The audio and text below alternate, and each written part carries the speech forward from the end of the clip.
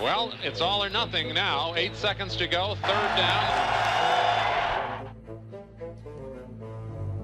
Young almost falls down. Throws to the end zone.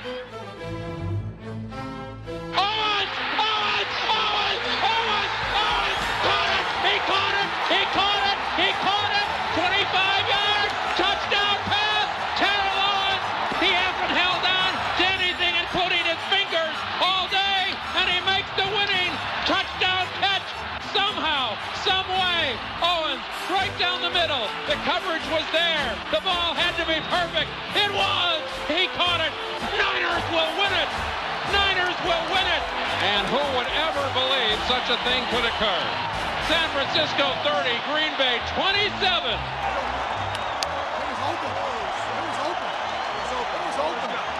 I don't believe it. One of the greatest finishes in 49er history. They'll be talking about this for a long time. Good to see. Hey.